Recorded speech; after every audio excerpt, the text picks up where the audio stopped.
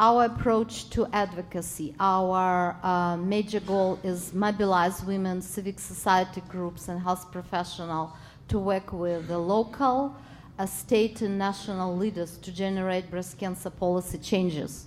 And again, our advocacy efforts only about policy changes.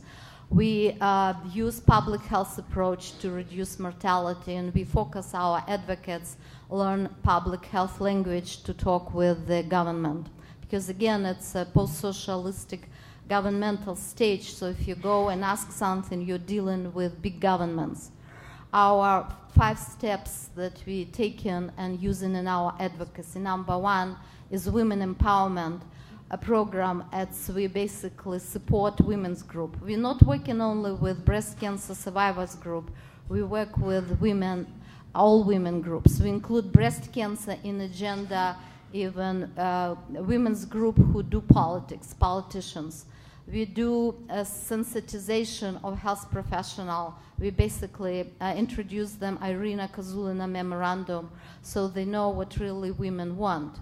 We helping our advocates to get local epidemiological data, and we using Breast Health Global Initiative guidelines as an advocacy tool for women on individual level, for civic society groups, and for policymakers. And we use resources and technology for women advocacy. We work on 4 levels: policy, academic, service delivery, and community, and design advocacy tool for 4 levels. How we work with women, what is women empowerment? It's basically too general definition, so I just wanted to make it clear here that we expand in women abilities to make choices for themselves. And I made a photo, it's from Soviet Union. Basically, it's real, it's not a joke. This is how they encourage women to work, and basically this is, they told, okay, pick it up, and it was real poster, basically how they motivate Soviet women to do something. So making joke right now about advocacy and saying, okay, could you pick it up, advocacy assignments. We focus on data research as an advocacy tool. We basically pushing women to learn and deal with the local epidemiological data, gather data and be able to present the data to government. So I want to demonstrate that the local data has a variety and huge variety. Like you can see incidence rates can go from 3.9 to 70.3 per 100,000 per woman per year. And it's a huge difference in Eastern Europe. And we just only can speculate, is it true, or maybe some states just don't have reliable data, but this is what we are dealing with, such data.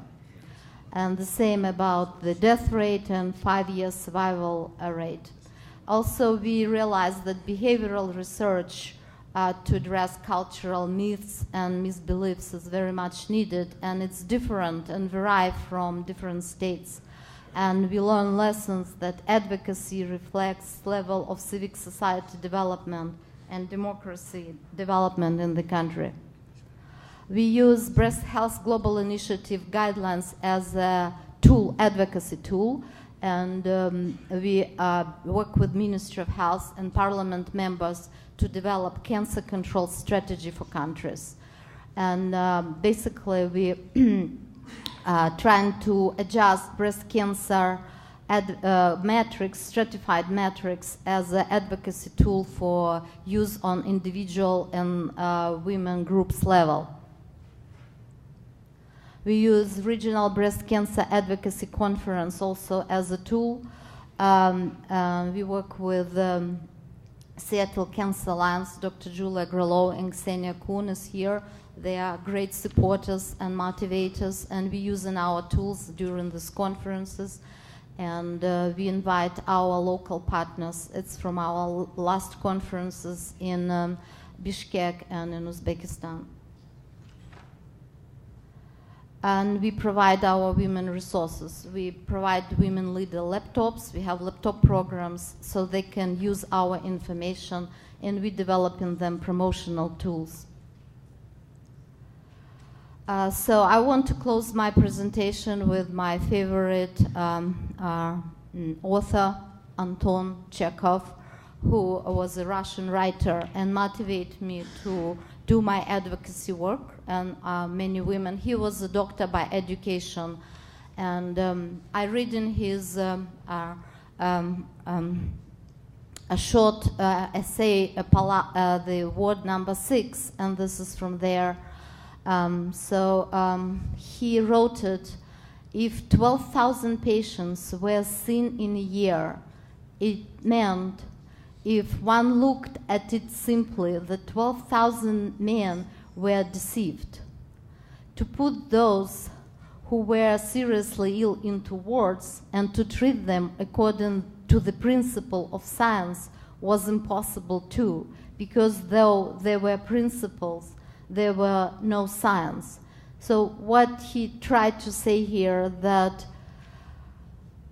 doctors using a lot suboptimal care, and without public health we cannot make any policy changes.